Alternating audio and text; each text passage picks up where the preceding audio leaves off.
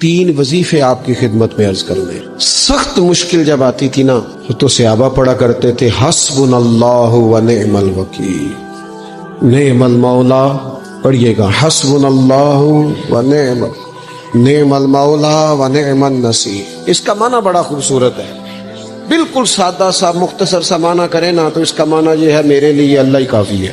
اللہ میرا مددگار ہے، اللہ بہترین مددگار ہے، اللہ بہترین کفایت کرنے والا ہے. اس وظیفے کو نہیں چھوڑیں اور اس کے معنی سمیت اس کو یاد رکھیں.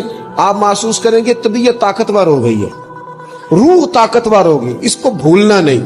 اور دوسرا آپ سے عرض کرنا، اعلیٰ حضرت نا لا حول ولا قوت الا باللہ العلی العظیم پڑھنے کی بڑی فضیلت بیان کر. یہ ایسا وظیفہ ہے جو سب کو آتا ہے نا ماشاءاللہ. نبی پاک علیہ السلام نے فرمایا یہ اللہ کے عرش کے خزانوں میں سے خزانہ ہے. اعلیٰ حضرت فرماتے ہیں 99 دفعہ پڑھو لا حول ولا قوت الا باللہ العلی العظیم. فرمایا اللہ تعالیٰ تمہیں 99 بیماریوں سے شفا دے گا، اور اس میں سب سے چھوٹی بیماری ٹینشن کی بیماری ہے. سب سے چھوٹی بیماری غم کی بیماری ہے، چھوٹی، باقی بڑی بڑی ہوں گی. اس وظیفے کو نہیں آپ نے چھوڑنا اور یہ پابندی کرنی ہے، کریں گے انشاءاللہ تعالی. اور تیسرا وظیفہ ہے درود پاک.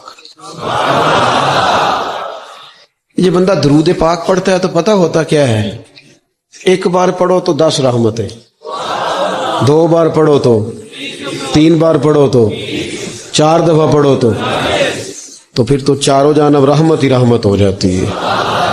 درود پاک کو کبھی نہ چھوڑو اپنی زندگی میں. آج آپ اپنے آپ سے عہد کریں کوئی رات ایسی نہ گزرے کہ درود پاک پڑھے بغیر ہمیں نیند آ جائے. یہ ذہن بنے. یہ 2 وظیفے اور تیسرا درود پاک. قرآن مجید کے ساتھ اس طرح کی دلچسپی پیدا کریں کہ جن کا ناظرہ ٹھیک نہیں ہے وہ قرآن مجید ناظرہ ٹھیک کریں، اور جن کا ناظرہ درست ہے وہ کنز الایمان لے لیں، خزائن العرفان تفسیر لے لیں، اور 1 رکوع کم از کم صبح میں 1 شام میں، اور پورا پارا پڑھیں، پھر تو لطف نصیب ہو جائے گا. تھوڑا سا نا دلچسپی پیدا کریں قرآنی علوم کے ساتھ.